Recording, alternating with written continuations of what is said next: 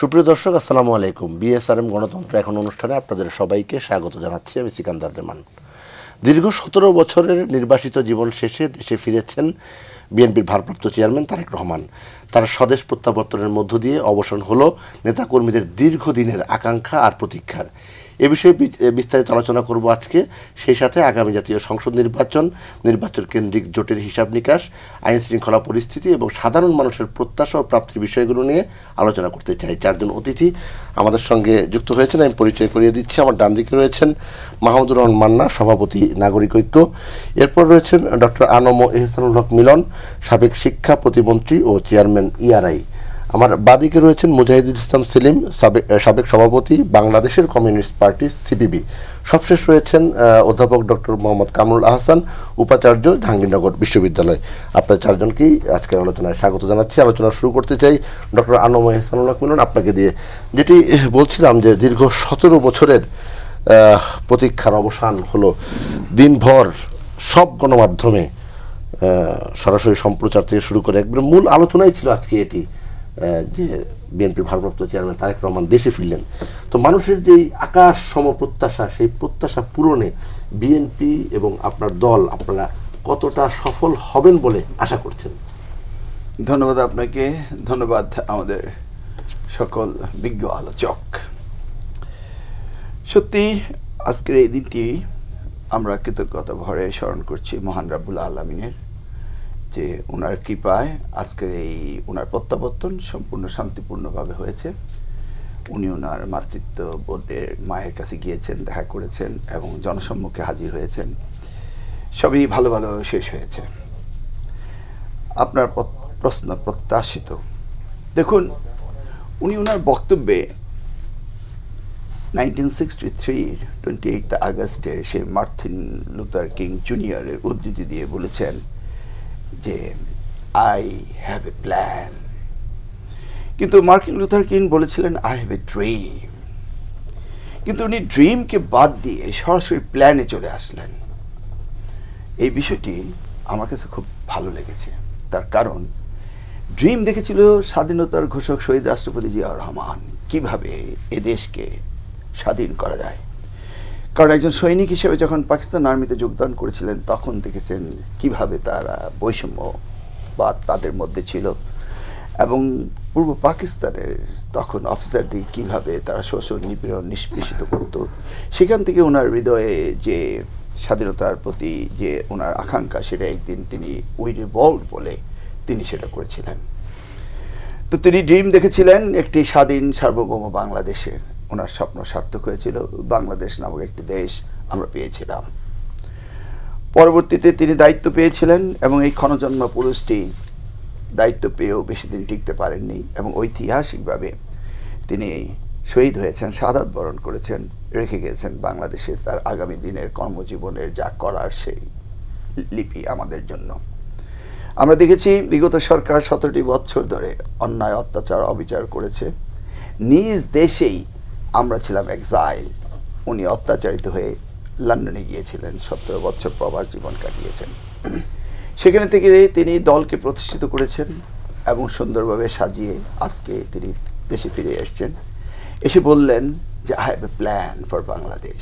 অর্থাৎ ওই শহীদ রাষ্ট্রপতি জিয়াউর রহমানের ড্রিম বাংলাদেশ, এই দেশকে সফলভাবে পরিচালিত করার জন্য আগামী দিনে কি করতে হবে সেই প্ল্যানের ঘোষণা তিনি করলেন। সেটাই আমার কাছে সবচেয়ে ভালো লেগেছে। আরেকটি বিষয় খুব ভালো লেগেছে, যেটা উনি ফ্যামিলি থেকে শিখেছেন। আমরা দেখেছি শহীদ রাষ্ট্রপতি জিয়াউর রহমান তিনি কারোর সমালোচনা করতেন না। মান্না ভাই তার উইটনেস থাকবে। 1975-এর পট পরিবর্তনের পর আমরা কখনো শুনিনি উনি বিগত সরকার নিয়ে কোনো সমালোচনা করেছেন। আপন মনে দেশকে ভালোবেসেছেন, দেশাত্মবোধ দিয়ে তিনি কাজ করেছিলেন।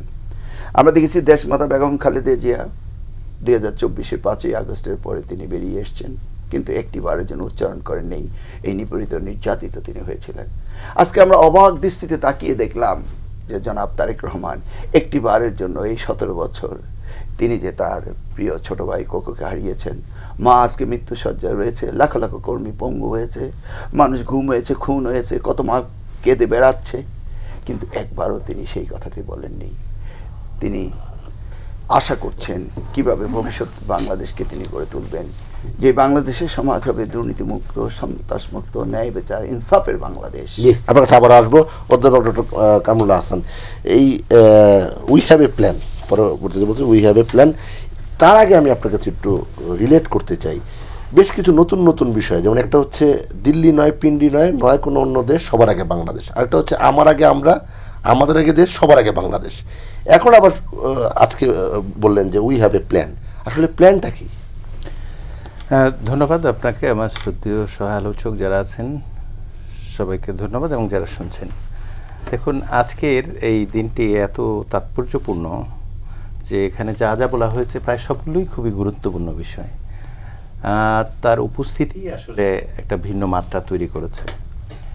তবে এই সব ইতিবাচক দিকের পাশাপাশি আমাদের যে বিষয়টার দিকে খেয়াল রাখতে হবে যে এই প্রত্যাবর্তন আসলে গণতান্ত্রিক পুনর্বাসনের ক্ষেত্রে কিভাবে ভূমিকা রাখে এবং রাখতে পারে, সেই বিষয়টি আলোচনায় আসা খুব জরুরি। অসংখ্য ভালো দিক আছে আলোচনা করার, কিন্তু যে চ্যালেঞ্জগুলো আছে সেগুলোই বোধহয় আলোচনায় আসা উচিত বেশি। দেখুন, আমরা বেনজির ভুট্টোর ইতিহাস জানি। সেই 1990 দশক থেকে 2000-এর মাঝামাঝি পর্যন্ত আমরা দেখেছি তিনি তো প্রায় 8-9 বছর এক্সাইলে ছিলেন, দেশে আসলেন, এবং সেখানে আসার পর সবচেয়ে গুরুত্বপূর্ণ যে কাজটি হলো, সেখানে রাজনৈতিক যেই ব্যবস্থাটা সেটা পুনঃস্থাপিত হয়েছে আমরা দেখেছি। এবং সবচেয়ে গুরুত্বপূর্ণ যে বিষয়টা, আন্তর্জাতিক যেই শক্তিগুলো আছে তারা নির্বাচন যেন সঠিক হয় তার একটা চাপ তৈরি করার বিষয় থাকে, সেটাও আমরা দেখেছি সেখানে হয়েছে। এবং কর্তৃত্ববাদের বিপরীতে বহুত্ববাদী একটা ধারা তৈরি হয়েছে। প্রশ্ন হচ্ছে, বাংলাদেশে জনাব তারেক রহমানের আগমনে এই বিষয়গুলো ঘটবে কিনা। সেটা যদি আমরা চিন্তা করি, তাহলে আর্জেন্টিনার দিকে যদি তাকাই, সেখানে ওয়ান পেরের, তিনি দীর্ঘ 18 বছর এক্সাইলে ছিলেন, কিন্তু অনেকটা আমাদের জনাব তারেক রহমানের সঙ্গে মিল আছে। কিন্তু সংকট হচ্ছে সেখানের পরিস্থিতি এই প্রত্যাবর্তনের পর যা হয়েছে সেটা কিন্তু যথেষ্ট সংকট ছিল, কারণ সেখানে পলিটিক্যাল পোলারাইজেশন খুব শার্প হয়েছে, সংঘাত বেড়ে গিয়েছিল, যার কারণে প্রত্যাবর্তনের পর যে কাঙ্ক্ষিত লক্ষ্য সেটা অর্জন করা যায়নি। এখন সেখানে সবচেয়ে গুরুত্বপূর্ণ যে বিষয়টি অনেকেই বিশ্লেষকরা মনে করেন খুব ক্ষতির কারণ হয়েছে, সেটা হচ্ছে জনগণের মধ্যে এক ধরনের মোবিলাইজেশন তৈরি হয়েছে। সেটা সত্য, কিন্তু সেটা এত বেশি আনরুলি ছিল, নিয়ন্ত্রণের বাইরে চলে যাওয়াতে রাজনৈতিক অস্থিরতা তৈরি হয়েছে। বাংলাদেশের প্রেক্ষাপটে এখন সবচেয়ে বড় চ্যালেঞ্জ হচ্ছে তার এই আগমন আসলে অত্যন্ত গুরুত্বপূর্ণ এই জন্য যে যারা প্রশ্ন করেন নিন্দুকরা, তারাও হয়তো বিশ্বাস করবেন। দেখুন, ওনার যে রাজনৈতিক অভিজ্ঞতা আছে, উনি বিরল ভাগ্যের অধিকারী বেগম খালেদা জিয়া এবং প্রেসিডেন্ট জিয়াউর রহমানের সন্তান, তেমনিভাবে জন্ম থেকেই তিনি জ্বলছেন, এই কথাটাও কিন্তু সত্য। দেখুন, 1971 সনে যুদ্ধকালীন পুরো সময় তার পিতা যখন ছিল পুরাটাই হাউস অ্যারেস্ট ছিলেন। 81 সনে যখন পিতাকে হারান, পিতৃহারা এই মানুষটি পিতা স্নেহ এবং পরামর্শ ছাড়াই বড় হয়েছে। আমরা দেখেছি 2007-08-এ মঈনুদ্দিন ফখরুদ্দিনের সেই আমলে কি হয়েছিল, কিভাবে ব্রুটালি টর্চার করা হয়েছে এবং হাড়গোড় ভেঙে দিয়ে চিকিৎসার নামে বাইরে পাঠিয়ে দেওয়া হয়েছে। এই যে দীর্ঘ সময় তার এই যে শারীরিক মানসিক অত্যাচার, এবং এক পর্যায়ে দেখুন একই পরিবারে কতগুলো আঘাত একসঙ্গে, এবং ওনাকে সব সইতে হয়েছে। উনি 15তে ভাইকে হারালেন, কোকোকে হারালেন। উনি 18তে মা অন্যায়ভাবে তাকে শাস্তি দেওয়া হলো। তিনি নিজে 80টারও উপরে মামলার আসামি হলেন, এবং তার স্ত্রী 3 বছর কনভিক্টেড হলো একটা ইয়েতে, এবং তার শাশুড়ি পর্যন্ত অভিযুক্ত হয়েছেন। তার মানে হচ্ছে এই পরিবারটায় এমন কোনো ব্যক্তি নেই যিনি ক্ষতিগ্রস্ত হননি। এরকম একটি পরিবারের বেঁচে থাকা, এক্সাইলে থাকা একটা মানুষ, যার বিরুদ্ধে টেলিভিশনে কথা বলা বন্ধ ছিল, মিডিয়ায় কথা বলা বন্ধ ছিল, তিনি কিন্তু ওই ব্যবস্থাটা সচল রেখেছেন। 8000 মাইল দূর থেকে একটা মানুষ যদি তার দলকে পরিচালনা করতে পারেন, এবং দায়িত্বটি তিনি জোর করে নেননি, মাতার সেই বিশেষ পরিস্থিতির কারণে তার উপর অর্পণ হয়েছে। যেমন জিয়াউর রহমানের উপর আমরা জানি যে 7ই নভেম্বর অর্পিত হয়েছিল দায়িত্ব, স্বাধীনতার ঘোষণার সময় যেমন ঘোষণার দায়িত্ব ছিল আবারও অর্পণ হলো, ঠিক তার জীবিত জিয়া অনেকেই বলেন তারেক সাহেবকে, তার উপরও এভাবে দায়িত্ব অর্পণ হয়েছে। এবং ঠিক যতটা কঠিন অবস্থায় তিনি দেশ থেকে চলে গিয়েছেন 2000 সনে, একটা আর্মি ব্যাকড একটা তত্ত্বাবধায়ক সকল সরকার ছিল, ঠিক এখনও কিন্তু গণতান্ত্রিক সরকার নেই, ইন্ট্রিম একটি গভর্নমেন্ট এসে আপরাইজিংয়ের পরে পরিস্থিতি যদিও ডিফারেন্ট, কিন্তু এখনও গণতন্ত্র প্রতিষ্ঠার আকাঙ্ক্ষা সেই 2007-08-এর মতো। এরকম একটা পরিস্থিতিতে তার এই দীর্ঘ অভিজ্ঞতায় তার যে প্রস্তুতি আছে সেটা নিয়ে আমার তেমন কোনো সন্দেহ নেই। তবে আমি আর্জেন্টিনার উদাহরণ দিয়ে বলতে পারি যে আমরা যদি জনগণ আনরুলি হয়ে যাই, আমরা যদি যা বলতে চাই সেটা না মানি, সেটা দলের ভিতরে হোক কিংবা বাইরে হোক, সেটা রাজনৈতিক হোক কিংবা ষড়যন্ত্র হোক, সেই ক্ষেত্রে কিন্তু তার এই প্রত্যাবর্তন এবং লিডারশিপ টোনের বাইরেও অন্য জিনিসের অনুপস্থিতিতে কাঙ্ক্ষিত ফলাফল না আসার ঝুঁকি তো একটা থেকেই যায়। যে মাহমুদুর রহমান মান্না যেটি শেষ করলেন কামরুল হাসান, এই জায়গা থেকে আপনার প্রশ্ন যে তারেক রহমানের প্রত্যাবর্তন কাঙ্ক্ষিত লক্ষ্য অর্জনের চ্যালেঞ্জগুলো আসলে কি? প্রথম কথা হচ্ছে যে ধরেন আর মাত্র 2 মাসও নেই নির্বাচন। এই নির্বাচনটাকে ঘিরে তো অনেক রকম আশা যেমন আছে তেমনি শঙ্কাও আছে। নির্বাচন হয় না নিয়ে খুব কথাবার্তা ছিল, এখন মানুষ মনে করছে না নির্বাচনটা হবে, কিন্তু নির্বাচনটা কেমন হবে, আমরা যেরকম প্রত্যাশা করি সেরকম হবে কিনা, এই নির্বাচন সর্বজন গ্রহণযোগ্য একটা গুণমান সম্পন্ন হবে কিনা সেটা নিয়ে প্রশ্ন থাকছে। একটা ইন্টারনাল ডিসিপ্লিন রাখে যারা, নির্বাচনের সময় সবচেয়ে বেশি প্রয়োজনীয় একটা বাহিনী বা ইনস্ট্রুমেন্ট যাই মনে করেন পুলিশ, ওই রকম অ্যাক্টিভ হয়নি, ওই রকম সাজেনি এখন পর্যন্ত। ইলেকশন কমিশনে খুব ভালো কিছু করছে সেরকম না। আর টুকটাক করে আস্তে আস্তে যে ঐক্যের ভিত্তিতে লড়াই করে ফ্যাসিবাদের বিরুদ্ধে আমরা জয়লাভ করেছিলাম, সেটা আমি মনে করি অনেকটা সঙ্গত, কারণ যেহেতু নির্বাচন সামনে অনেক পার্থক্য সূচিত হয়েছে। এখন আগের মতো জাতীয় ঐক্যের করে কথা কেউ বলছে না। নির্বাচনটা কি ভালো হবে এই ব্যাপারে বিরাট শঙ্কা আছে। আর তার চাইতে বড় কথা আমি ব্যক্তিগতভাবে মনে করি যে ভালো নির্বাচন আমরা সাধারণত সরকারের কাছে যদিও প্রত্যাশা করি, কিন্তু এই সরকারটা আবার সেই রকম সরকার না। এখন একটা ভালো নির্বাচন হবার প্রত্যাশা মানুষ রাজনৈতিক দলগুলোর কাছে আশা করে, এবং সেখানে বড় দল হিসেবে বিএনপির উপরে অনেক আশা করে যে একটা ভালো নির্বাচন হতে পারে কিনা। এটা একটা বড় চ্যালেঞ্জ। এই নির্বাচনটা যদি ভালো হতে না পারে তাহলে তার দায় রাজনৈতিক দলগুলোর উপরেও আসবে, এবং যে যত বড় দল, যে যত বড় নেতা তার উপরে সেরকম করে যাবে। এটা একটা তার চ্যালেঞ্জ। দ্বিতীয় কথা হচ্ছে যে ধরেন যেন তেন প্রকারে একটা নির্বাচন, সেই নির্বাচনের পরে আবার আগের মতোই থোর বড়ি খাড়া বড়ি থোর চললো, ওরকম নয়। মানুষ একটা সংস্কারের মধ্যে দিয়ে সমাজেরও গুণগত রূপান্তর চেয়েছে। আপনি জিজ্ঞেস করলেন না, মিলন সাহেবও বললেন, উনি বলেছেন আই হ্যাভ এ প্ল্যান, এবং উনি খুব অ্যাপ্রিসিয়েট করলেন। মানে সেন্টেন্সটা খুবই চমৎকার। আমার একটা পরিকল্পনা আছে। পরিকল্পনাটা কি? ধরেই নেই যে এই আন্দোলনের মধ্যে দিয়ে যে জন্মানো আকাঙ্ক্ষা একটা নতুন বাংলাদেশ হবে, সেই বাংলাদেশের চেহারা চরিত্র কি হবে সেটা আমরা ধীরে ধীরে হয়তো বুঝতে পারবো, আমাদের কাছে পরিস্ফুট হবে। কিন্তু তার একটা পরিকল্পনা থাকবে, নিশ্চয়ই একটা প্ল্যান থাকবে। সেই অর্থেই যখন বলেন আমার একটা প্ল্যান আছে, এটা শুনে আশাবাদী হওয়ার ইচ্ছা হবে সবার। ইতিমধ্যে আমি দেখলাম যে 3-4 দিন ধরে উনি কৃষিবিদ ইনস্টিটিউশনে সেমিনারও হয়েছে, সেখানে বেশ কিছু কথা বলেছেন। খেয়াল করবেন, যখন আপনি বলছেন দেশ গড়ব তার প্ল্যান, তখন আবেগের ব্যাপার নয়। উনি কত বড় নেতা, তার উপরে বিরাট সব প্রশস্তি গাইলেন, অনেক প্রশংসা করলেন, অনেক তার গুণাবলীর কথা বললেন। ওটা আপনার কাজে লাগছে না। আপনার কাজে লাগছে প্ল্যানগুলো কি, এই প্ল্যানগুলো কতখানি অ্যাপ্লিকেবল, এই প্ল্যানগুলো কতখানি সাকসেসফুল হতে পারে, এর ত্রুটি কি, ওই আলোচনা আমরা জানিনি। আর আমরা জানি না আসলে ওনার পরিকল্পনাটা হোল জিনিসটা কি, ওটা প্রেস করেনি প্রেস করেন। জি, মুজাহিদ ইসলাম সেলিম, তারেক রহমানের প্রত্যাবর্তন বিষয়ে আপনার দৃষ্টি আকর্ষণ করছি। এই যে কাঙ্ক্ষিত লক্ষ্য অর্জনের যে প্রশ্নটা ছিল মাহমুদুর রহমানের কাছে, একই প্রশ্ন আপনার কাছে, চ্যালেঞ্জগুলো কি? ধন্যবাদ। চ্যালেঞ্জগুলো কি, এটাই হলো সবচেয়ে পার্টিনেন্ট কোশ্চেন। এবং আমরা অবশ্যই ইতিহাস সম্পর্কে এই অভিজ্ঞতা নিতে পারি যে ইতিহাস সৃষ্টিতে ব্যক্তির ভূমিকাকে কোনো সময় অস্বীকার করা যায় না, কিন্তু এই সবচেয়ে বড় সত্য হলো ইতিহাস নির্মাণ করে জনগণ। সুতরাং আমাদের দেখতে হবে যে তার প্রত্যাবর্তনটা জনগণের প্রত্যাশা এবং তার প্রয়োজনীয় যেই উপাদানগুলো আমাদের রাজনীতিতে এবং সমাজে নিয়ে আসা দরকার, সেটা ফুলফিল করার ক্ষেত্রে এই প্রত্যাবর্তনটা কিভাবে কতটুকু ভূমিকা পালন করছে। কিন্তু তার আগে আমি বলবো যে তারেক জিয়ার প্রতি অবিচার করা হয়েছে।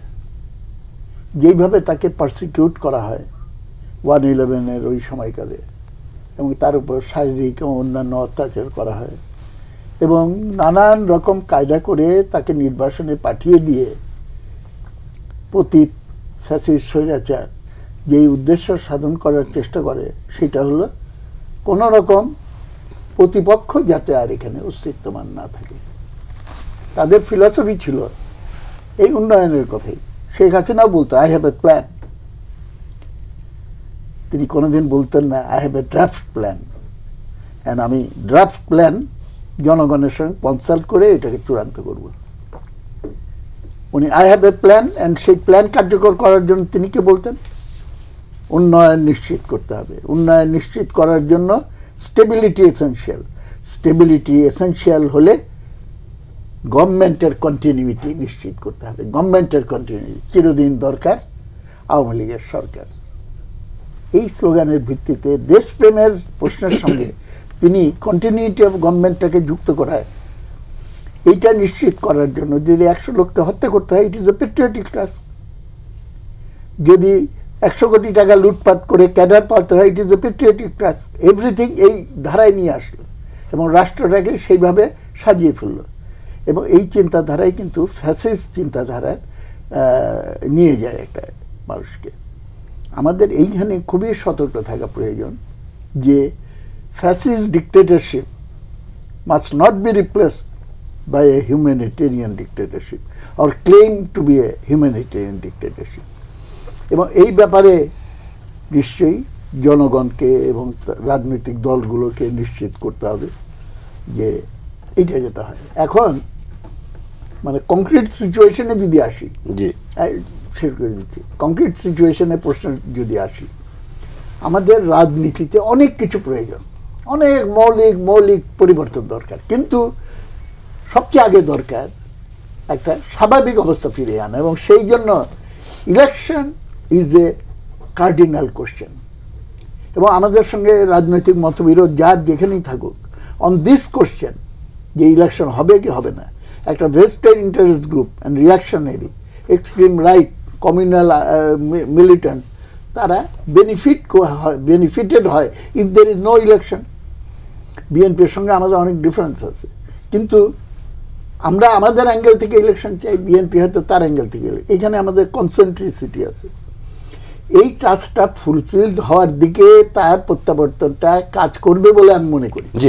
যদি, কেননা he will have the command over BNP, এবং বিএনপি এই কমান্ড থাকলে পরে তার ক্যাডার কর্মী সবাই যদি গণতন্ত্রের প্রকৃত চেতনায় উদ্বুদ্ধ হয়ে এই ট্রান্সফরমেশনে ভূমিকা পালন করে, তাহলে পরে আমরা কিন্তু এইটাকে একটা শুভ প্রত্যাবর্তন হিসেবে চিহ্নিত। আনম এহসানুল হক মিলন, আপনার কাছে আবারও যেতে চাই।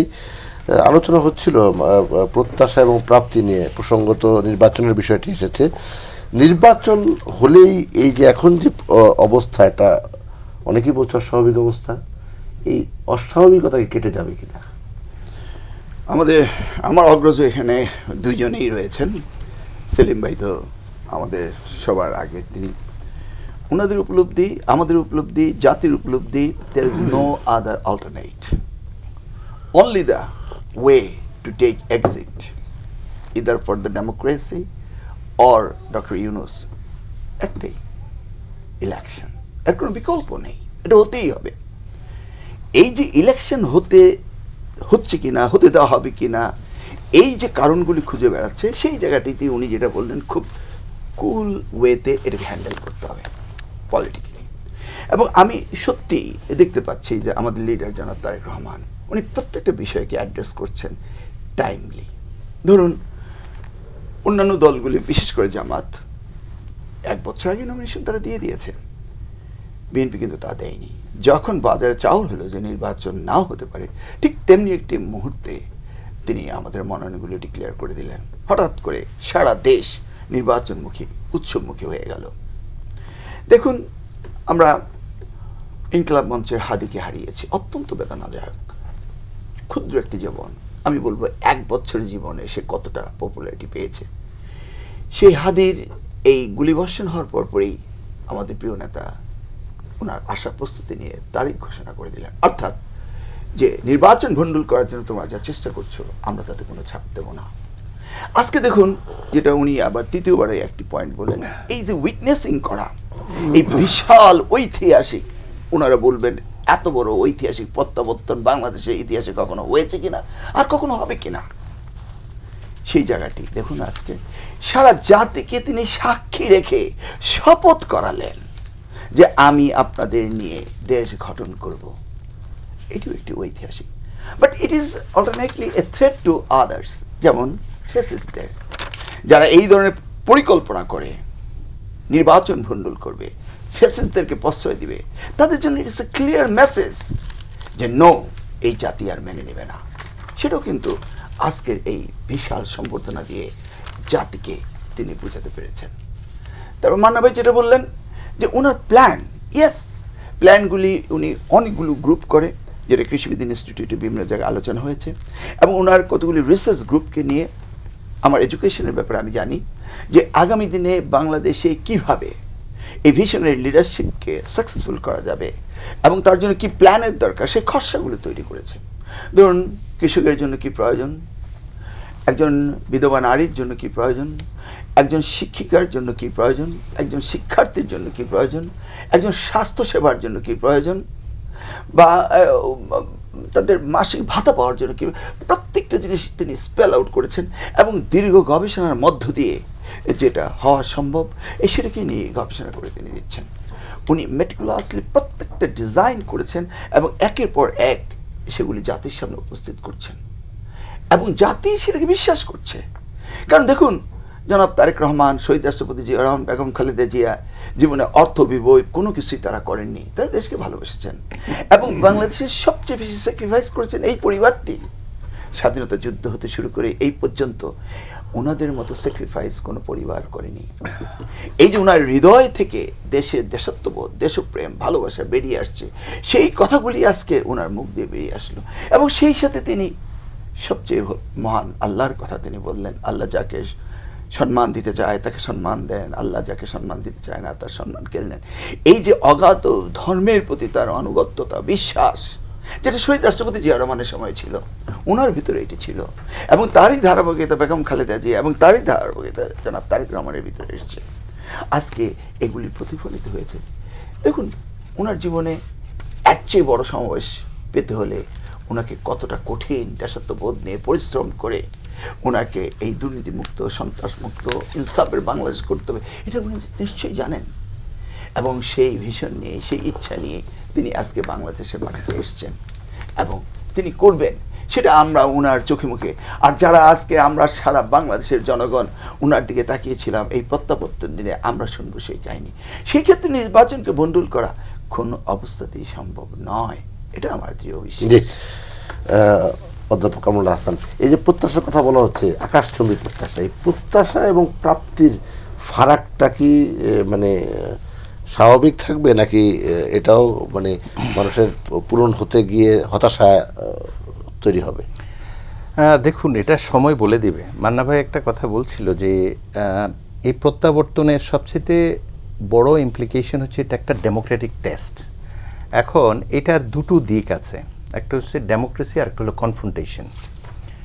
আমরা উদাহরণে দেখেছি আর্জেন্টিনা, বলিভিয়ার মতো দেশগুলোতে, ইভেন পাকিস্তানের যে সাইকেলগুলো ছিল, অধিকাংশ ক্ষেত্রে এই প্রত্যাবর্তনের পরও কিন্তু এই কনফ্রন্টেশনই আসলে সাস্টেইন করেছে, ডেমোক্রেসি ফেরত আসেনি।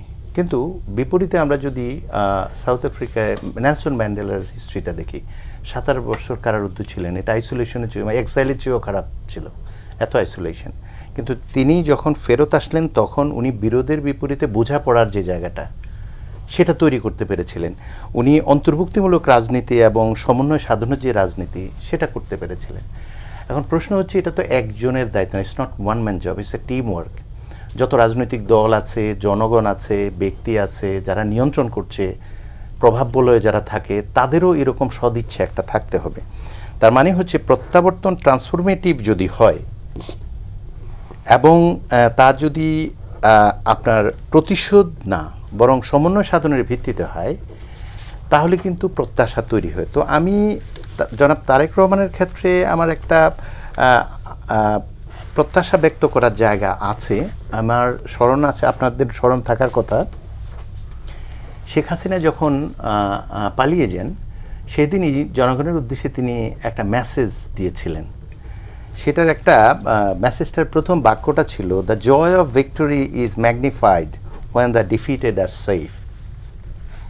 This one sentence is enough to express his opinion and philosophy. তার মানে হচ্ছে, যেখানে ওবায়দুল কাদের সাহেব বলেছিলেন 5 লক্ষ লোক মারা যাবে, সেখানে 5 জন লোক মারা যায়নি। তার মানে হচ্ছে তিনি যেই প্রত্যাশা ব্যক্ত করেছেন জনগণ সেই প্রত্যাশায় সাড়া দিয়েছে, একটি প্রাণও কিন্তু যায়নি। পরবর্তীতে যেগুলো গিয়েছে সেগুলো একান্তই ব্যক্তিগত এবং তার নির্দেশনা পালন করা না করার কারণে দলের বাইরে যা কিছু হয়েছে, এই ব্যক্তি তারেক রহমানকে সামনে রেখে বলতে পারি, আমি একটা বিশ্ববিদ্যালয়ের দায়িত্বে আছি, ব্যক্তিগতভাবে যেটুকু সম্পৃক্ততার মধ্যে আছি, কখনো মিসগাইডেড হওয়ার বা মিসগাইড করার কোনো কিছু পাইনি। ফলে আমার এই ফার্স্ট হ্যান্ড এক্সপিরিয়েন্স থেকে আমি একটা জিনিস বলতে চাই, কেউ যদি সৎভাবে, সুন্দরভাবে, সঠিকভাবে কোনো কিছু করতে চায়, যেমন বিশ্ববিদ্যালয় নির্বাচনের কথাই ধরুন, আমি তো নিজে একটা নির্বাচন পরিচালনা করেছি। I was really free to conduct the election, এবং যেটা হবার তাই হয়েছে। যেটা হবার অনেকগুলো সামান্য ভুল ত্রুটি তো থাকবেই, আমরা দীর্ঘ সময় পর করেছি। কিন্তু এই যে জায়গাটা 17 বছর পর গণতান্ত্রিক প্রক্রিয়াকে পুনর্জীবিত করার তার যে অঙ্গীকার, কোনো না কোনো অর্থে নিজের দলের সাথে সম্পৃক্ত ভাতৃপ্রতিম সংগঠন যদি আমরা ধরে নিই, সেটাকে ঝুঁকিতে ফেলেও এই ধরনের একটা নির্বাচনের পক্ষেই তিনি কথা বলেছেন। তার মানে সেই মানুষটি জাতীয় নির্বাচন যখন চান, তার ইচ্ছা দেশকে সামনে নিয়ে, সার্বভৌমত্বকে সামনে নিয়ে। সেই জন্য আমার আশার জায়গাটা হচ্ছে এটা, যিনি নির্বাচনের পর 24-এর গণঅভ্যুত্থানের পর তিনি এভাবে জনগণের উদ্দেশ্যে বলতে পারেন যে ডিফিটেড যারা, তারা যদি সেফ থাকে তাহলে বিজয়ের আনন্দ সবচাইতে পরিতৃপ্তির সাথে গ্রহণ করা যায়। তাহলে সেখানে অন্তর্ভুক্তিমূলক এবং প্রতিশোধের বিপরীতে সমন্বয় ধর্মী যে রাজনীতি, সেটাকেই কিন্তু প্রতিফলন করে। এখন সবচেয়ে বড় কাজ হচ্ছে এই দলের সমর্থক কর্মী যারা আছেন, তারা এই ফিলসফিটা উপলব্ধি করা এবং সেই অনুযায়ী চলা। আমরা দেখেছি যেখানে ব্যত্যয় ঘটেছে তিনি কিন্তু বহিষ্কারের মতো কঠোর সিদ্ধান্ত নিয়েছেন। And this is enough to understand, to clarify his position, তাই না? সেই জন্য আমি মনে করি প্রথমে ঘর ঠিক হতে হবে, দলের মধ্যে ওনার যে ফিলসফিটা, তার বাবার যেটা ছিল, তার মায়ের যেটা ছিল, সেই ফিলসফিটাকে রিয়েলাইজ করতে হবে, এবং নিজের ঘরে যখন এই শৃঙ্খলা আসবে তখন তার পক্ষে অনেক বেশি সহজ হয়ে যাবে অন্য জায়গায়। দেখুন, উনি 8000 মাইল দূরে থেকেও শুধু বিএনপি নয়, সেই পুরনো কর্তৃত্ববাদী ফ্যাসিস্ট মাফিয়া সরকারের বিরুদ্ধে কিন্তু তিনি প্রায় 63-64 দলকে এক করে সংগ্রাম চালিয়ে যাওয়ার সক্ষমতা প্রদর্শন করেছেন। This is called leadership tone. কিন্তু লিডারশিপ টোনই যথেষ্ট নয়, সেই জন্য আপনার অবশ্যই রাজনৈতিক সুযোগ, একটা অপরচুনিটি এসেছে, এখানে লিডারশিপ টোন দরকার। একই সঙ্গে এই ফিলসফিটাকে যারা ধারণ করবার কথা, তাদেরকে কিন্তু ধারণ করতে হবে। এখন আপনি প্রকাশ্যে আমি এখানে বলে গেলাম একটা, কিন্তু আমি পরে অন্য একটি কাজ করলাম, লিডারের করার কি থাকবে? সেই জন্য আমার ধারণা বাংলাদেশ দীর্ঘ সময় 2-1টি ব্যতিক্রম ছাড়া অভিভাবকদের কাছে প্রতারিত হয়েছে। ফলে বারবারই ছাত্র জনতা প্রাণ দিতে হয়েছে। এবার আমাদের ছাত্র জনতার একটা বিশেষ টোন আছে, বিশেষ চাওয়া আছে, যেটা গণপ্রত্যাশা। এবং সেটার সঙ্গে সামঞ্জস্যপূর্ণ না থাকার যেই দায় এবং যে কস্ট সেটা পে করতে হবে, সে যে রাজনৈতিক দলই হোক অথবা যে নেতাই হোক। আপনি লক্ষ্য করবেন ফ্রম ডে ওয়ান এই গণ অভ্যুত্থানে নেতৃত্ব দেওয়ার জায়গাটা থেকে শুরু করে, সততার জায়গা থেকে শুরু করে তিনি কিন্তু প্রত্যেকটা জায়গায় পিন পয়েন্ট করার চেষ্টা করছেন, আই হ্যাভ এ প্ল্যান। যেমন ধর্ম নিয়ে আমার মিলন ভাই একটা কথা বলেছেন, বারাক ওবামা 2014 আপনার মনে আছে ওয়ার অ্যান্ড টেররে ISIL-এর বিরুদ্ধে যখন সংগ্রাম ঘোষণা করে, তখন মিশর, সৌদি আরব, পাকিস্তান এরা কিন্তু পক্ষে কথা বলেছিল, কিন্তু তিনি বলছিলেন যে রাজনীতি ধর্ম দ্বারা প্রভাবিত হতে পারে, কিন্তু রাজনীতি ধর্মীয় কাঠামোর ভিতর ঢুকে যেতে পারে না। এই যে তার ধর্ম এবং রাজনীতির সাথে অপূর্ব সমন্বয়ের একটি জায়গা, যেটা তার পিতার কাছ থেকে ইনহেরিট করেছেন, এটা অসাধারণ একটা সমন্বয়ের জায়গা। এবং আহমেদ সফার তো একটা কথা আছেই, এদেশের সেই রাজনৈতিক দল কখনো সাস্টেইন করতে পারবে না যারা এদেশের মানুষ এবং ধর্ম যেটা আছে সেই জায়গাটা অ্যাড্রেস করতে ব্যর্থ হবে। ফলে আপনি দেখুন জিয়াউর রহমান এবং তারেক জিয়া প্রত্যেকেই ধর্মের প্রসঙ্গটা যখন এসছেন তখন কিন্তু অত্যন্ত স্পষ্ট ভাবে তাদের অবস্থানটা পরিষ্কার করেছেন, এবং এদেশের মানুষের ধর্ম, রাজনীতি, তাদের গণতন্ত্র, তাদের প্রত্যাশা, বেঁচে থাকা, তাদের কৃষি, শিল্প, স্বাস্থ্য, এসবগুলোর সাথে সমন্বয় রেখে 31 দফার যে জায়গাগুলো এবং মানুষের যে প্রত্যাশার জায়গাগুলো সেগুলো কিন্তু উনি অ্যাড্রেস করার চেষ্টা করছেন। এবং দেখুন শহীদ হাদির তিনি কবরে যাবেন, উনি বারবার বলছেন যে আমরা এমনভাবে চলতে চাই, উনি বারবারই বলছেন, তার কৃতজ্ঞতা প্রকাশ করছেন স্রষ্টার উপর। উনি বারবার বলছেন যে প্রফেট সাল্লাল্লাহু আলাইহি ওয়াসাল্লামের যেই ফিলসফিটা ছিল ন্যায্যতার, উনি ধর্মটাকে যখন নিচ্ছেন তখন সবচেয়ে নির্ভরযোগ্য জায়গা যেটা বিতর্কের ঊর্ধ্বে গিয়ে সেই জায়গাটাকে অ্যাড্রেস করার চেষ্টা করছেন। ধর্মপ্রাণ এদেশের মানুষগুলো রাজনৈতিক স্বাধীনতা, সকল ধর্ম নিয়ে থাকা, জাতি, ধর্ম, বর্ণ নির্বিশেষে সবাইকে এক রেখে চলার যে অসাধারণ একটা ভাবনা আমাকে মাওলানা ভাসানীর কথা স্মরণ করিয়ে দেয়।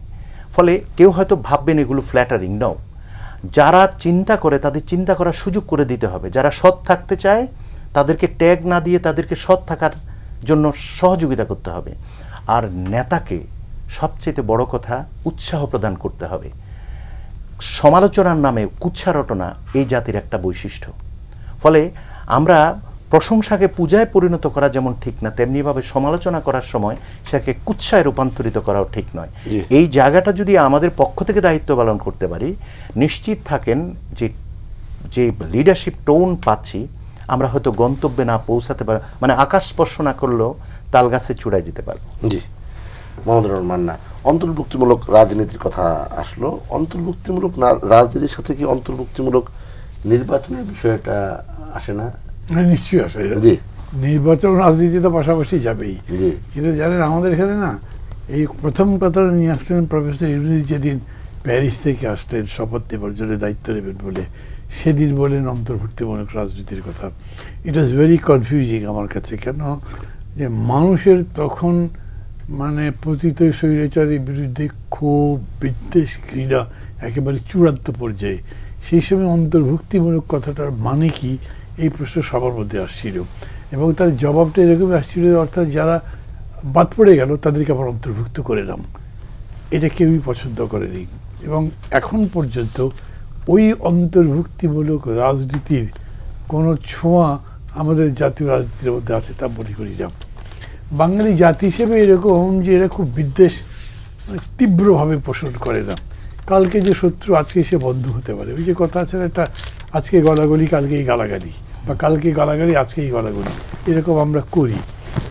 এবং ওই কারণেই আমাদের এখানে মানে যেরকম শুনি যে পাঠানদের মধ্যে এবং কোনো কোনো জাতির মধ্যে শত্রুতা বংশ পরম্পরায় চলে, খুনে খুনি চলে, আমাদের মধ্যে কিন্তু এরকম কিছু নাই। ওই অর্থে অন্তর্ভুক্তিমূলক নির্বাচন অ্যাজ এ স্লোগান খুব কোনো পপুলার বিষয় হয়নি। আজকেও জনাব তারেক রহমান তার বক্তৃতার সময় যেরকম বলেছেন, ওটার মধ্যে একটা অন্তর্ভুক্তিমূলক চিন্তার ছাপ আছে। যখন উনি বললেন যে মানে বিজয়ের আনন্দটা তখনই যখন বিজিত আমার সঙ্গে উৎফুল্ল হতে পারবে, আনন্দিত হতে পারবে। দেখুন কথাটা কত চমৎকার। বা আই ক্যান বেট, মানুষকে জিজ্ঞেস করেন মানুষ এই কথা ভালো করে খেয়ালই করেনি, এটা খুব আলোচনা করেনি, কারণ কেউ যায় না যে আমি যেরকম ফুর্তিতে আছি পতিত শৈলাচারের লোকজন এরকম ফুর্তিতে থাকুক। এইটার যে মেকানিজম, মানে এটা যে ধরেন আত্মিকভাবে গড়ে উঠতে হবে, সেরকম কোনো কালচার আমাদের এখানে এতদিন চর্চা হয়নি, অন্তত রাজনীতিতে। সমাজে আছে, আমাদের ধর্মের মধ্যে আছে, আমাদের কৃষ্টিতে সংস্কৃতি আছে, কিন্তু আমাদের রাজনীতিতে এটা নাই। রাজনীতি বরঞ্চ গালাগালিটাই বেশি, আমাদের এখানে ব্লেম গেম বেশি, সমালোচনা বেশি, সমালোচনার নামে কুচ্ছাটাই বেশি, কনস্ট্রাকটিভ কথাবার্তা, কনস্ট্রাকটিভ আচরণ খুবই কম আছে। সেদিক থেকে আমি মনে করি যে এই যে রাজনীতিতেই যেটা গড়ে উঠেছে, সেটা যখন আপনি নির্বাচনে নিয়ে যাবেন, সেটা অন্তর্ভুক্তিমূলক কীরকম করে হতে পারে এটা আমাদের কারো কোনো ধারণাই নেই। আমরা বলবার সময় বরঞ্চ বলবো ওকে কি ভোট দেবে, তো তার থার্ড ক্লাস লোক, আমি আসল, আমি এক নাম্বার। ও কখনো বলতে পারবেন না যেন ওই মানুষটাও ভালো হতে পারে, কিন্তু আজকের এই প্রেক্ষিতে ওটার চাইতে আমি যা বলছি সেটা ভালো। এই কম্পারেটিভ স্টাডি আমি আমার নেশনকে শেখাইনি। ধরে এইসব টিচিং কিন্তু পলিটিক্যাল পার্টি বা রাজনৈতিক নেতারা দেবে, এটা তো আর এই স্কুলে পড়া মানে এরকম করে কিংবা পরিবারে এরকম করে শিক্ষা দিতে পারে না। আমাদের শিক্ষা প্রতিষ্ঠানে যেখানে ছাত্র রাজনীতির চর্চা আছে বা ধরেন জাতীয় রাজনীতির মধ্যে এগুলো যদি হয় তাহলে এরকম হতে পারে। জাতীয় রাজনীতির ক্ষেত্রে যদি দেখেন তাহলে ইতিমধ্যেই সুস্পষ্টভাবে এর আগে একত্রিত শক্তিগুলো বিভাজিত হয়ে গেছে এবং সেই বিভাজিত শক্তিগুলো আর এক হবে না। অনেকে খেয়ালই করেননি, যখন কোনো কারণ দর্শানো ছাড়াই অথবা কোনো ভিজিবল আপনার ধরেন লক্ষণ দৃশ্যমান হওয়ার আগেই ধীরে ধীরে দলগুলো সরে যাচ্ছে। আমি মনে করি বুঝতে পারছেন জোটে ছিল একসাথে আলাদা হয়ে যাচ্ছে, তখন কেউই কিন্তু বোঝেই নাই যে এটা এই দিকে যাচ্ছে। তখন আমি বলেছিলাম যেহেতু একটা পার্টি এখন প্রায় একক, আর একটা পার্টি মনে করবে তাহলে আমি তার জায়গা অর্থাৎ ফার্স্ট অপোজিশন পার্টিতে আমি যেন কনসিডারেটেড হয়ে যাই। এটা পলিটিক্সের নেচার, এরকমই হয়েছে। এবং এইটার জন্যে যে পরস্পরের মধ্যে একটা পার্থক্যের সূচনা করা, এই পার্থক্যটা রাজনীতি দিয়ে হয়নি। ও তো নির্বাচনই চায় না, ও তো নির্বাচন পিছিয়ে দিতে চায়, ওর তো অতীতের এই ভূমিকা ছিল। এগুলোর বাইরে কোনো পজিটিভ ক্রিটিসিজম এখানে হয়নি। তাহলে নির্বাচনের মধ্যে আপনি পজিটিভিটি অথবা ইনক্লুসিভ আনবেন কীরকম করে? ধরেন তারেক রহমান যেরকম করে বললেন যে আমার একটা প্ল্যান আছে, তো আমি ধরেন আমি জামাতে ইসলাম করি, আমি প্রথম প্রশ্ন করতে পারবো আপনার প্ল্যানটা পুরোপুরি বলেন, বুঝি কী প্ল্যান করতে চান আপনি। আমি আপনাকে লিখে দিচ্ছি আগামী সপ্তাহের মধ্যে কেউ এই লাইনে যাবেই না, অন্যরকম হবে। এখন বরঞ্চ পরিকল্পনা এত বড় একটা সমাবেশ, এইটাকে ডিফিট দেওয়া যায় কীরকম করে, তখন আরেক রকম কম্পিটিশন হবে। এরকমই আমরা করে থাকি, মানে আমরা কেবল জনবল দেখাতে ব্যস্ত থাকি এবং সেই জনবল যে আসলে জনতা নয়, আমার পার্টির ক্যাডার। বিরাট একটা বিতর্ক হয়েছিল ওই যে যখন নকশালবাড়ি আন্দোলন পশ্চিমবঙ্গে ব্যর্থ হয়ে গেল, এত বড় আন্দোলন, এত বড় অভ্যুত্থান ব্যর্থ হয়ে গেল কী কারণে? তখন নকশালবাড়ির নেতারাই যারা যাচ্ছেন, পরে তো 3-4 ভাগে ভাগ হয়ে গেল, তারা বললেন আমরা ক্যাডারদের দেখে মনে করি যে ওরা জনগণ, কিন্তু পার্টির কর্মীদের যদি জনগণ মনে করি তাহলে ভুল। প্রতিনিয়ত জনগণকে আমি পার্টির মধ্যে আনি, তারা পার্টির কর্মী হয়, কিন্তু জনগণে আসার আগে পর্যন্ত তারা কীভাবে পার্টিতে আসার আগে পর্যন্ত তারা জনগণই থাকে। তো সেরকম আমরাও এখানে এরকম মনে করছি। এইরকম প্রতিযোগিতাও আপনাকে ইনক্লুসিভ রাজনীতির ধারণা দেয় না। আপনি বলেন যে এরকম যদি করতে পারতেন যে আপনার ক্রিটিসিজমের মধ্যেও তারা আছে, আপনার গুণগান গাওয়ার মধ্যেও তার আছে, তারপরে মানুষ বোঝে যে দুটোর মধ্যে কম্পারেটিভ স্টাডিটা কি। এরকম হওয়া সম্ভব আমি মনে করি। বাংলাদেশে আরও বেশি হতে পারে, কারণ বাঙালি জাতি আমি আরও বেশি বুদ্ধিমান মনে করি।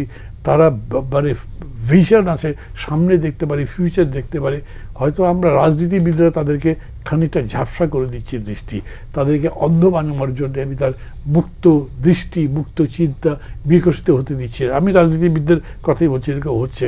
কিন্তু এটা ঠিক যে একটা ইনক্লুসিভ পলিটিক্স করা সম্ভব। আমরা ইউরোপে এখন যা দেখি ইনক্লুসিভ পলিটিক্সই দেখি, পৃথিবীর বহু জায়গাতে ইনক্লুসিভ পলিটিক্স এবং ইনক্লুসিভ ইলেকশন দেখি। আমি একসময় ইউরোপের একটা দেশে ছিলাম, হঠাৎ করে এক জায়গায় দেখি যে বিরাট একটা বিলবোর্ডের মতো কী যেন নিজেদের একটা ট্রাক হচ্ছে। ভাই কী ব্যাপার? মানে গতকালকে ইলেকশন ছিল তো তার পোস্টার, গতকাল ইলেকশন ছিল, আমি তো এখানে ছিলাম, কোনো মিছিল নাই, মিটিং নাই, হইচই নেই, কিচ্ছু নেই, ইলেকশন হয়ে গেছে। এবং ওই জায়গাতে ইলেকশনে কেউ যদি বলে যে ওদের কোয়ালিটি কম, তা কিন্তু না, বরঞ্চ সায়েন্স টেকনোলজিতে তারা অনেক বেশি এগিয়ে গেছে। আমাদের এখানে আপনি ওই কোয়ালিটি দেখছেন না, যে পরস্পরকে ইনক্লুড করে জনগণকেও অন্তর্ভুক্ত করে এরকম নির্বাচনের জায়গা হচ্ছে। আমি এই জন্য মনে করি অন্তর্ভুক্তিমূলক রাজনীতি যখন আপনি বলছেন, তখন এটা একটা দার্শনিক চিন্তা, তার একটা প্রকাশ, ওইটার ফিজিক্যাল এক্সপ্রেশনও লাগবে, ফিজিক্যাল ইমপ্লিমেন্টেশন লাগবে। ওই রকম কোনো কিছু আমি এটার মধ্যে দেখছি না। জি, মজিদ ইসলাম সেলিম, আলোচনা ইনক্লুসিভ নির্বাচন, অন্তর্ভুক্ত রাজনীতির কথা হচ্ছে। আপনার কাছে একটু ভিন্ন বিষয়টা, যেটি আমাদের অধ্যাপক কামরুল হাসান বলছিলেন, মানুষ, ধর্ম, রাজনীতি, এই বিষয়গুলো এখন কিছু খুব সামনে ঘুরে ফিরে আসছে, এটার বিষয়ে আপনি জানতে চান? দেখেন, বিষয়গুলো নিয়ে আমি সিরিয়াস আলোচনা প্রয়োজন বলে আমি মনে করি, এবং এখন হলো প্রপার টাইম। মানুষ রাজনীতি জানতে চায়, বুঝতে চায়, তার কাছে অনেক কিছু রহস্যময়, এবং এটা খোলাসা না করে খালি উপর ভাষা কতগুলো স্লোগান দিয়ে আমি হয়তো টেম্পোরারি একটা পজিশন নিতে পারবো, কিন্তু এইটা দিয়ে ওল্ড প্রবলেমস আবার নতুন করে কিন্তু আবির্ভাব হবে। দেশের পরিস্থিতি সম্পর্কে আমার গ্রামসি, বিখ্যাত ইটালিয়ান বিপ্লবী, তিনি বলেছিলেন, the exact nature of the crisis resides in the fact. সংকটের প্রকৃত উৎস এই জায়গাটাই অন্তর্নিহিত, যে পুরানো শক্তি দেশ চালাতে পারছে না, এবং দেশ চালানোর মতো নতুন শক্তি এখনো জন্মগ্রহণ করেনি। এইটা আমি মনে করি যে আমাদের দেশের ক্ষেত্রেও এটা প্রযোজ্য। যে কেউ বলতে পারে যে হ্যাঁ, আওয়ামী লীগ গেল, বিএনপি আসলো, কিন্তু কোন আওয়ামী লীগ গেল আর কোন বিএনপি আসলো, তারা যদি একই নীতির অনুসারী হয়, আমি যদি আওয়ামী লীগেরই আরেকটা নতুন সংস্করণ এখানে দিই, তাহলে পরে তো আমি প্রত্যাশিত আকাঙ্ক্ষিত জায়গাটা কোনোদিন খুঁজে পাবো না। সুতরাং এইটার গভীরে আমাদের যেতে হবে, এবং সেই ক্ষেত্রে আমি কয়েকটা কথা খুব সংক্ষেপে আমি বলতে চাই। একটা কথা মনে রাখতে হবে, যে রাজনীতি হলো অর্থনীতিরই ঘনীভূত প্রকাশ। অনেকে স্লোগান দেয়, শিল্প বাঁচাও, দেশ বাঁচাও, কৃষি বাঁচাও। এখন তো স্লোগান সবচেয়ে ইম্পর্টেন্ট হলো রাজনীতি বাঁচাও। এবং ফার্স্ট টাস্ক আমাদের সকলের, যারা গণতান্ত্রিক রাজনীতিকে অগ্রসর করতে আগ্রহী, তাদের প্রথম কর্তব্য হলো এটা।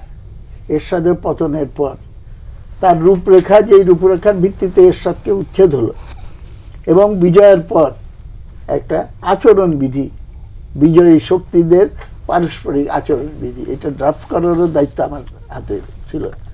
সেই ড্রাফটের ভেতরে ছিল 2 বছর আমরা কেউ দল বা জোটের স্বার্থকে ঊর্ধ্বে না দেখে স্বৈরাচারের জঞ্জাল পরিষ্কার করার কাজে আমরা মনোনিবেশ করব। দুর্ভাগ্য, স্বৈরাচারের জঞ্জাল পরিষ্কার করার বদলে কে কার আঁচলে বেশি করে জঞ্জাল বাঁধবে এইটাতে ব্যস্ত হয়ে গেল, সেই কম্পিটিশনে লিপ্ত হয়ে গেল। আরেকটা চান্স আমরা হারালাম এইটার ভেতর দিয়ে।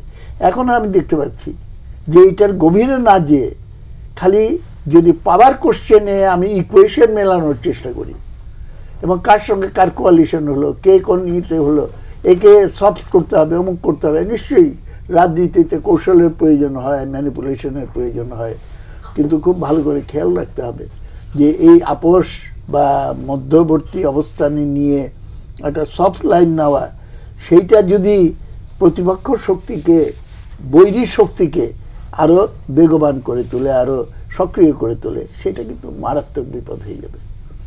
এবং আজকে জামাতে ইসলাম যে গেমগুলো খেলছে, সবাই দায়ী, আমিও দায়ী মনে করি। আমাদের মুক্তিযুদ্ধের পরে সবচেয়ে বেশি প্রয়োজন ছিল একটা কালচারাল রেভলিউশন, একটা আইডিওলজিক্যাল রেভলিউশন। আমরা নিজেরা সেই দিকে মনোযোগ দিইনি, আমরা মনে করছি যে বিজয় হয়ে গেছে। সরি, মানে আমি প্রপার স্পিরিটে নিয়ে আজকের মহাসমাবেশে তাকে তারেক জিয়া যে ফিরে আসলো প্রত্যাবর্তন, এইটা দেখে যদি কমপ্লেসেন্ট হয়ে যায় যে এই ষড়যন্ত্রকারী শক্তি সব শেষ হয়ে গেল, তাহলে খুব ভুল হবে, খুব কষা। পদে পদে দুর্জনের ছলের কোনো অভাব হয় না, আমরা জানি, এটা উপন্যাসে লেখা হয়েছে। সুতরাং এটা প্রতিটি মুহূর্তে it is the question of life and death. তারা ডিক্লেয়ার করেছে টু আনডু 1971, 71 বিজয়কে তারা নাকচ করে ইতিহাসকে পুনর্লেখন করতে চায় এবং এটা পেছন দিকে নিয়ে যেতে চায়, মধ্যযুগে নিয়ে যেতে চায়। আমাকে তো সেটার বিরুদ্ধে আইডিওলজিক্যাল স্ট্রাগল করতে হবে। আপনি দেখেন না এই হত্যাকাণ্ডকে কেন্দ্র করে এইটার সঙ্গে কী সম্পর্ক? প্রথম আলো, ডেইলি স্টারে আগুন দিল, তারপরে আমি বলবো উদিচি ছায়ান্নটে কেন আগুন দিল? Everybody knows main attack comes যে প্রগতিশীল চিন্তা, ধর্মনিরপেক্ষতার কথা আপনি উল্লেখ করলেন, ধর্ম সম্পর্কে এই চিন্তাটা ভেরি ক্লিয়ার। আমি মনে করি একটা আধুনিক রাষ্ট্রে ডেমোক্রেসি শব্দটা ইজ সাফিসিয়েন্ট। ডেমোক্রেসির প্রকৃত অর্থটা বুঝতে হবে। তার অন্যতম প্রধান উপাদান হলো রাষ্ট্র হলো একটা সত্তা, সেই সত্তার সামনে সকল মানুষের একটাই পরিচয়, নাগরিক। হিন্দু আর মুসলমান, আমির আর ফকির, সাদা আর কালো, কোনো ডিফারেন্স নাই, সকলেরই এক ভোট, প্রত্যেক ভোটের মূল্য একই। This is ultimately A reflection of socialism, secularism. আপনি এই যে গণঅভ্যুত্থান হয়ে গেল, পুরা ওই সময়কার ছবিগুলো দেখেন, গ্রাফিটি যতগুলো ছিল তার 90% এটা দুটো ছিল আর কি। একটা হলো মন্দির, মসজিদ, গির্জা, প্যাগোডার ছবি এঁকে ওখানে লেখা উপরে ধর্ম যার যার, রাষ্ট্র সবার। এটা কি? এটা তো সেকুলারিজমের কথা। সুতরাং ধর্মকে রাজনীতিতে ইনভলভ করলে পরে ধর্মও শেষ হয়ে যায়, ক্ষতিগ্রস্ত হয়, রুগ্ন হয়ে যায়, আর রাষ্ট্রও রুগ্ন হয়ে যায়। এবং মৌলানা ভাসানীর কথা মিলন সাহেব বললেন, উনি একটা বক্তৃতা দিলেন, নীল রঙের নদীর পানি যেমন নীল নয়, জামাতে ইসলামের ইসলাম ও ইসলাম নয়। আরও ওই আইবের সময় আমরা অনেক এরকম বলতাম। একটা গ্রামে ছিল একটা চোর, নাম হলো নুরা চোর। সবাই পাইলে পরে ওকে পিঠায় একবারে ছাতু বানায় ফেলে। তো একদিন অন্ধকার রাতে যেতে যেতে একটা কুয়ার ভিতরে পড়ে গেছে। সে তো মহাবিপদে। আমি নুরুল ইসলাম, তো নুরুল ইসলাম ওর আসল নাম। তো বলে নুরুল ইসলাম কুয়ার ভিতরে পড়ছি, আমাকে বাঁচাও। এটা বললে তো কেউ আসবে না, উল্টা লাঠি নিয়ে মেরে ফেলবে। সে বলল ইসলাম বাঁচাও, ইসলাম বাঁচাও, ইসলাম বাঁচাও। তখন সবাই আসছে যে সাংঘাতিকভাবে ইসলাম তো বাঁচাইতে হয়, যে তারপরে বাঁচালো। এটা গল্প করে আমরা বলতাম। ধর্মের জায়গায়। এবং আমি মনে করি যে আমাদেরও কিছু ভুল আছে, সেগুলো সংশোধন করতে হবে। আমরা বামপন্থীরা আমরা সবসময় শ্রেণী পরিচয়টাকে একমাত্র পরিচয় মনে করি। এইটা হইতে পারে আমাদের চিন্তায় যে শ্রেণী পরিচয়টা হলো ফাইনাল ডিটারমিনিং ফ্যাক্টর, কিন্তু প্রত্যেকটা মানুষের একাধিক আইডেন্টিটি থাকে। ধর্ম আইডেন্টিটি, জাতি আইডেন্টিটি, জেন্ডার আইডেন্টিটি, আরও পেশাগত আইডেন্টিটি। কোনো আইডেন্টিটিকেই ছোট করে দেখা উচিত নয়, যতক্ষণ পর্যন্ত না সেটা কন্ট্রাডিক্ট করে আরেকটা আইডেন্টিটিকে ধ্বংস করার জন্য আমাকে কিন্তু সেটা রেসপেক্ট করা উচিত। জি, সম্ভবত এই জায়গাটায় আমরা সলিউশন করতে পারলে গণতন্ত্রের জায়গায়, গণতন্ত্র সম্পর্কে লাস্ট আরেকটা কথা বলতে চাই। Rule of the majority means rule in the interest of the majority. G, the majority interest কৃষক 1.5 বছর চলে গেল, বৈষম্য দূর করতে হবে আর ভোটাধিকার দিতে হবে, এই দুইটা তো মেইন। বৈষম্য দূর হয়েছে, 1.5 বছরে দরিদ্রের সংখ্যা আরো বেড়ে গেছে। আগে খেলাপি ঋণ ছিল 3.5 লক্ষ কোটি টাকা, 1 লাফে এটা সরকারি হিসাব 6.5 লক্ষ কোটি টাকা হয়ে গেছে। তা আসলে এই জায়গাগুলো তো কোনো এই মাসের পর মাস সংলাপ করার কোনো প্রয়োজন ছিল না। এটা তো অ্যাডমিনিস্ট্রেটিভ অর্ডার দিয়ে করতে পারতো। এখন পুরানো ব্যবস্থাতেই যদি আমরা লুটপাটের অর্থনীতি চালু রেখে লুটপাটের অর্থনীতির জমিনে গণতন্ত্রের ফুল ফোটানো যাবে না। এইগুলো হলো মৌলিক কথা। এই অ্যাপ্রোচগুলো ক্লিয়ার করতে হবে। ইট ডাজ নট মিন যে আমাকে লেফটিস্ট হইতে হবে, পেট্রিয়টিক এবং জাতির স্বার্থে এটা করতে হলে পরে উই মাস্ট ডিপার্ট ফ্রম এই যে বাজার অর্থনীতির বাজার মৌলবাদ, আরেক ধরনের মৌলবাদের যে চালু করা হয়েছে এবং সেটা দিয়ে ফ্যাসিজম এখানে ডেভেলপ করেছে, এখান থেকে বের হয়ে আসতে হবে। জি, ডক্টর আনোয়ার ইহসান হক মিলন, আমরা একেবারে নির্বাচন কেন্দ্রিক আলোচনা করতে চাই। বিএনপির যে নির্বাচনের চিন্তা পরিকল্পনা, আসন বন্টন, শরীরের সঙ্গে আসন বন্টন, এই পুরো বিষয়টি আসলে কেমন হলো? দেখুন, নির্বাচনে মুজাহিদ ভাই, মান্না ভাই সকলেই স্বীকার করবেন, রণকৌশল বলে একটা বিষয় রয়েছে, সেই কৌশলই হতেই হবে। এবং বর্তমানে যে ফ্র্যাগমেন্টেড পলিটিক্স শুরু হয়েছে, যে এত বেশি অসংখ্য দল হয়েছে, সকলেই মনে করছে যে কালকে ক্ষমতা চলে আসবো।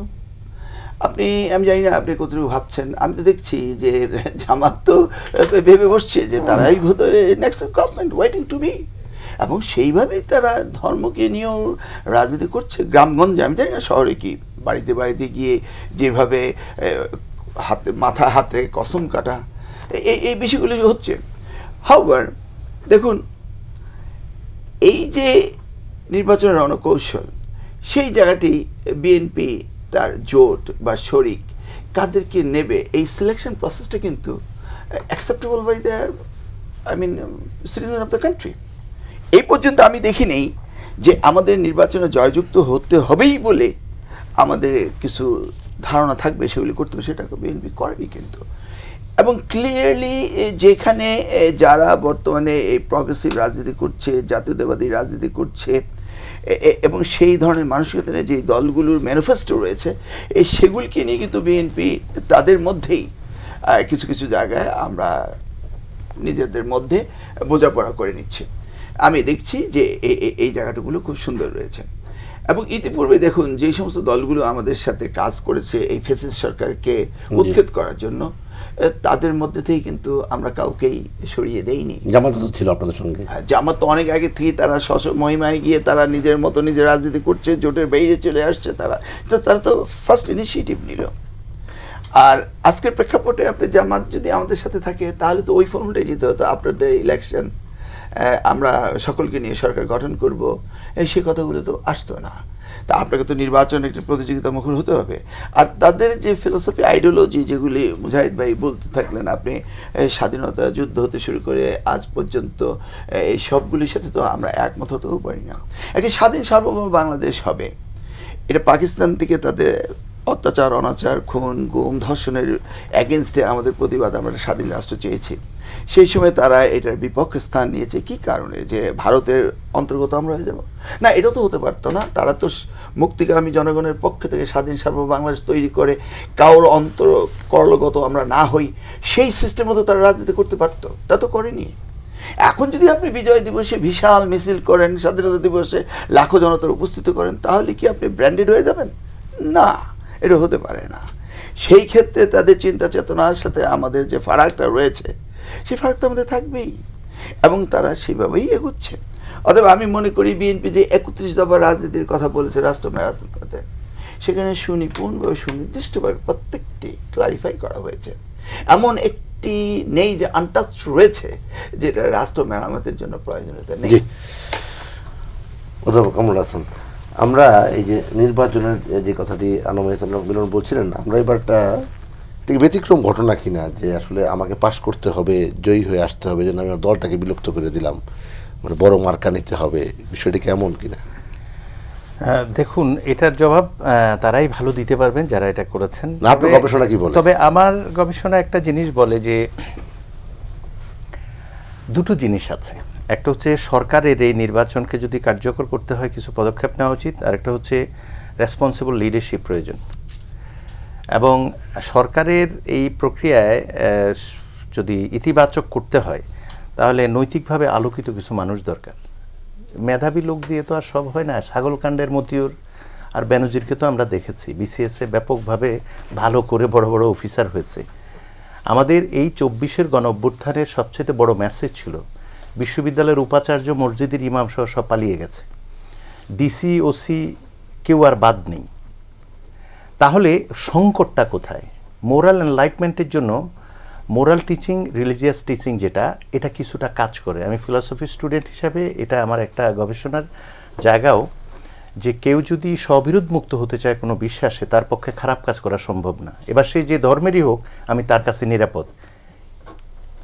তো ফলে এইভাবে রিলিজিয়াস এবং মোরাল এনলাইটমেন্ট যেটা, এটা খুবই গুরুত্বপূর্ণ একটা মেসেজ আমাদের এই 24-এর গণ অভ্যুত্থানের পক্ষ থেকে। এটা ব্যক্তিগতভাবে মনে করি। কারো বিশ্বাসের যদি প্রশ্নও করা যায়, অন্য বিশ্বাসের তুলনায় দুর্বলও হয়, কিন্তু তিনি যদি তার বিশ্বাসে স্ববিরোধ মুক্ত হন, তিনি যে বিশ্বাসেই বিশ্বাস করেন না কেন, তার কিন্তু একটা ইতিবাচক প্রভাব সমাজে পড়বে। সেই জন্য আমি দেখি অর্থ এবং ক্ষমতার বিপরীতে দেশ এবং জনস্বার্থ যদি বিবেচনায় না রাখা হয়, তাহলে আপনি যা বলেছেন এরকম ঘটনা ঘটতেই থাকবে।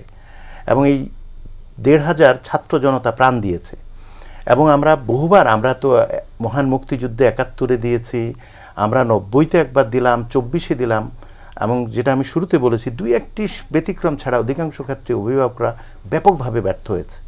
এবং আমরা এই ১.৫ বছরে বৈচিত্র্যের নামে যে বিভাজন দেখছি, সেখানে আমাদের কিন্তু অনেক শঙ্কা আছে। সেই ঐক্যের প্রতীক হিসাবে কোনো মানুষকে দাঁড় করাতে হবে, কোনো দলকে দাঁড় করাতে হবে, কোনো মানুষকে দাঁড়িয়ে যেতে হবে। এবং ঐক্যের প্রতীক হওয়ার জন্য এই প্রজন্মের শিক্ষার্থী জনতা, কৃষক, শ্রমিককে যদি আকৃষ্ট করতে হয়, একটাই উপায়, নৈতিকভাবে আলোকিত চরিত্র হওয়া। কেউ যদি, আপনি যেটা বলছেন, এইভাবে বৈতরণী পার পেতে চায়, নিশ্চিত ইলেকশনের পরে আমার সাথে আবার আপনার কথা হবে, তিনি ব্যর্থ হচ্ছেন। আমাদের জনগণের, মানুষের এই মেসেজটি যারা বুঝবে না, তারা বিতাড়িত হবে, ব্যর্থ হবে। এবার ৪ কোটি ভোটার, মনে রাখতে হবে, ভুলে গেলে চলবে না। জনাব তারেক রহমান বারবারই বলছে নির্বাচনটি অত্যন্ত কঠিন হবে। এর মানে হচ্ছে যে নৈতিকভাবে আলোকিত মানুষ ছাড়া নির্বাচনের বৈতরণী পার হওয়া খুবই কঠিন কাজ হবে। এই বিশাল বড় স্বৈরাচার, ফ্যাসিস্ট, মাফিয়া সরকারের বিরুদ্ধে বুক টান করে যে বাচ্চাগুলো দাঁড়িয়ে যেতে পারে, সেখানে কারো পক্ষেই দাঁড়ানো সম্ভব নয় ভবিষ্যতে। মনে রাখতে হবে, এটাই হচ্ছে মেসেজ ২৪-এর। আর আরেকটি বিষয় হচ্ছে, নির্বাচনের সফলতার জন্য শুধুমাত্র যেটা বললাম, জনগণ এবং প্রার্থীরা ঠিক থাকলেই হবে না। আপনার ইলেকটোরাল যে ক্রেডিবিলিটি, এটা খুব দরকার, জুডিশিয়াল নিউট্রালিটি দরকার, এবং সিকিউরিটির যে গ্যারান্টি, এটা খুব দরকার। দেখেন, বেনজির ভুট্টো কিন্তু, যেটা বললাম যে ৮-৯ বছর এক্সাইলে থেকে দেশে আসলেন, তিনি একটা উদাহরণ সৃষ্টি করলেন যে গণতন্ত্রায়নের পথে দেশকে নিলেন, প্লুরালিটির দিকে নিলেন, কর্তৃত্ববাদী ধারা থেকে বেসামরিকীকরণ করার চেষ্টা করলেন। কিন্তু রাওয়ালপিন্ডিতে আততায়ীর হাতে তাকে কিন্তু প্রাণ দিতে হয়েছে। এই বাস্তবতা কিন্তু আমাদের সামনে থাকতে হবে। সরকারকে এটা বুঝতে হবে যে নিরাপত্তা শুধুমাত্র একজন ব্যক্তির নয়, সকল প্রার্থীর নিরাপত্তা প্রয়োজন। আর সকল প্রার্থীর নিরাপত্তার জন্য এমন একটি সরকার প্রয়োজন যারা আইন শৃঙ্খলা পরিস্থিতি নিয়ন্ত্রণ করার জন্য নিজেদেরকে প্রস্তুত করেছে এবং কার্যক্রম পরিচালনা করছে। এর বাইরে যদি যান, আপনারা যে নির্বাচনের স্বপ্ন দেখছেন, সেটা সফল হবে কিনা সে ব্যাপারে আমার সন্দেহ থাকলেও অসংখ্য সংকটের সৃষ্টি হবে, এতে কোনো আমার সন্দেহ নেই। ফলে এই জনগণ, রেসপন্সিবল লিডারশিপের যে জায়গাটা এবং সরকারের যে জায়গাটা আলাদা আলাদা করে বুঝতে হবে, এবং সবচেয়ে গুরুত্বপূর্ণ যেটা, নৈতিকভাবে আলোকিত হওয়ার যে মেসেজ আমাদের বাচ্চারা, কৃষক, শ্রমিক জনতা দিয়েছে, সেটা যেন মাথায় থাকে। জি, মোহাম্মদ মান্না, একেবারেই ব্যক্তিগত একটা প্রশ্ন আপনার কাছে করতে চাই। নির্বাচন আসছে, নানা ধরনের খেলা হচ্ছে, ব্যক্তিগত চরিত্র হনন হচ্ছে, সত্য মিথ্যা, অর্ধসত্য নানা কিছু সামনে আসছে। গণমাধ্যমে একটা রিপোর্ট, রিট খারিজ, খেলাপি ঋণের দায়ে নির্বাচনে অযোগ্য মাহমুদুর রহমান মান্না। একটা প্রশ্ন করেছেন যেটা আমার আতে ঘা দেওয়ার মতো। জি, আমি প্রথমে খুব স্পষ্ট করে একটা কথা বলি, মানে ঋণ খেলাপি হবার খাতায় আমার নাম আসার প্রশ্ন নেই। আমি কখনো ব্যবসায়ী ছিলাম না, এখনও নই, তবে একটা ব্যবসা প্রতিষ্ঠান করেছিলাম। এই এখন আপনি কোর্টের বারান্দায় যদি যান, দেখবেন এখন তো 2-3 দিন কোর্ট বন্ধ আছে, প্রতিদিনই অজস্র খেলাপি ঋণ শিডিউল রিশিডিউল্ড হচ্ছে এবং খেলাপি ঋণ থেকে বাদ গেছে। 1000 কোটি টাকা যাদের খেলাপি আছে সেগুলো হয়েছে। আমি 2010 সালের দিকে একটা কোল্ড স্টোরেজ আমার এলাকায় করেছি। বছর 4 আমি তখন ভালোই ছিলাম। আমার সঙ্গে তখন আমি আওয়ামী লীগ করি, একজন আওয়ামী লীগের নেতা ছিলেন, তিনি এমডি ছিলেন। 14 সালের পরে আমি গ্রেপ্তার হয়েছি। 10 বছর, আমি 2 বছর জেল কেটেছি। মোট 10 বছর এলাকায় যেতে পারিনি, ব্যবসায় যেতে পারিনি। ব্যবসা যা হয়েছে একা উনি করেছেন। আমি বেরোবার পরে দেখেছি যে এটা ব্যবসার লোকসান টোকসান দিয়েছে বা দায়ী হয়েছে, ঠিক মতো ব্যাংকের ডিউজ পরিশোধ করা হয়নি, লোন বেড়ে গেছে অনেক। উনি পলাতক, তারপরে যেহেতু পরিবর্তন হয়ে গেল, যখন উনি আওয়ামী লীগ করতেন, ভোটে ইত্যাদি মামলা প্রশ্ন, উনি পলাতক, সত্যি সত্যি কোম্পানির কাছে ব্যাংক অনেকগুলো টাকা পায়, আমি ওটা তো অস্বীকার করতে পারবো না। কিন্তু কেউ ব্যবসা করলেই সে ঋণ খেলাপি হবে কেন? সে ঋণ রিশিডিউল করবে, টাকা দেবে। আমি দায়িত্ব নিয়ে যদি আমি ব্যবসা বুঝি না, 1 বছরে 2 কোটি টাকার মতো পে করেছি। তারপরে বাংলাদেশ ব্যাংকের নিয়ম অনুযায়ী পুরো তফসিলের জন্য দরখাস্ত করেছি এবং ইসলামী ব্যাংকের হেড অফিস এই রিশিডিউল মঞ্জুর করেছে। তারপর আমি কেন ঋণ খেলাপি, এই প্রশ্ন আপনি করলেন বলে আমি আপনাকে ধন্যবাদ দিচ্ছি, সুযোগ পেলাম সব দর্শকদের কাছে বলছি। ঋণ যদি রিশিডিউল হয়ে যায় তারপরে খেলাপি হবে কেন? এরপরে কিছু আপনার থাকে, কমপ্লেন্স থাকে, সেটা লোকাল যে মানে ব্রাঞ্চ আপনাকে লোন দিয়েছে তার সাথে সেটেল করতে হয়। আমার সেটেল করার বড় সমস্যা ছিল কি, যে আমার যিনি এমডি তো পলাতক, তার সাথে ডিরেক্টর তার ওয়াইফ তিনি পলাতক। আমরা একটা সভা করব, আমরা 3 জন ডিরেক্টর, মেজরিটি 2 জন নাই, কী করতে পারি? আমি ব্যাংকের কাছে চেয়েছি যে আমি ছাড়া তো কেউ নাই, আমাকে সুযোগ যদি দেন আমি তাহলে ব্যবসাটা করতে পারি। এইটার উপরে বাকি হয়ে গেছে। আমি দরখাস্ত যখন করেছি, প্রক্রিয়া চলছে পুরো তফসিল করবার, সেই সময় আমাকে কল ব্যাক নোটিশ দিয়েছে লোকাল ব্রাঞ্চ। এটা আমি কমপ্লেন করেছি, এটা দিতে পারে কল ব্যাক, মানে মামলা করা হবে। আমার মানে পুরো তফসিলের মিটিং চলছে বোর্ডে, এটা করবি কী রকম করে? ওই অপরাধে সেই ভদ্রলোকের শাস্তি হলেও ওইটা জিনিসটা করা সম্ভব হয়নি। মানে কমপ্লেন্স আরও যে করতে হবে, এটা তার সই আনতে হবে, তাকে দেখাতে হবে। ওরা ব্যাংক নিজে চেষ্টা করে তার সাথে অনলাইন মিটিং করতে পেরেছে জুমে। তিনি বলেছেন যে এখন উনি এটা চালাক, তারপরেও এটা আমাকে দেওয়া হয়নি। তখন আমি কোর্টে গেছি এবং এই কোর্টে একটা অর্ডার হয়েছে যে আমার নাম যেন খেলাপি তালিকায় না থাকে, তার জন্য এতদিন সময় ধরে আমাকে এই ঋণ খেলাপি তালিকা থেকে মুক্ত করে, যাতে আমি নির্বাচনটা করতে পারি। Can you believe it? I am surprised. আমি কোর্টে গিয়ে যেটা দেখলাম, এত রক্ত দান করবার পরে, আন্দোলন করবার পরে যে বিপ্লবটা, যে অভ্যুত্থান জিতলাম আমরা, তারপরে ওই কোর্টে গিয়ে দেখেন কিছু নির্দিষ্ট গ্রুপ, নির্দিষ্ট দলের লোকের কথার বাইরে কোনো কাজ হয় না। ওইখানে আমার মামলা কারো বিরুদ্ধে না, কোনো সরকারের বিরুদ্ধে না, ব্যাংকের বিরুদ্ধে না, সরকারের উকিল গিয়ে বক্তৃতা রাখছে, একসাথে 10 জন মিলে বক্তৃতা রাখে। কোনো একটা জায়গা থেকে আছে, যাদের আমার উকিলরা জিজ্ঞেস করছে আপনারা কারা, তারা জবাব দিতে পারে না, তারা পর্যন্ত বলে। এবং দুপুরবেলা যেটাতে অর্ডার দেওয়া হয়েছে আমার ফেভারে, সন্ধ্যা 6:30টার সময় সেই অর্ডার পরিবর্তন করে স্টে করা হয়েছে। এইটা হলো রিয়েলিটি, এইটা কোনো নিউজ আসেনি, কিছু মনে করবেন না। মানে এখন মাঝে মাঝে না আমার এই মিডিয়ার কথা ভাবলেও অবাক লাগে। এই যে এত বড় ঘটনা হচ্ছে, আমাকে কেউ জিজ্ঞেস করি তো সত্যি সত্যি কী ঘটনা ঘটেছে, আমি কি ঋণ খেলাপি হওয়ার মতো? আমি জীবনে চুরি করেছি, 10টা টাকার কোনো অভিযোগ আছে? নাই। আমি একসময় আওয়ামী লীগ করতাম, আওয়ামী লীগ ক্ষমতায় ছিল, তখনও কোনো অভিযোগ ওঠেনি, এতগুলো বছর অভিযোগ ওঠে নাই।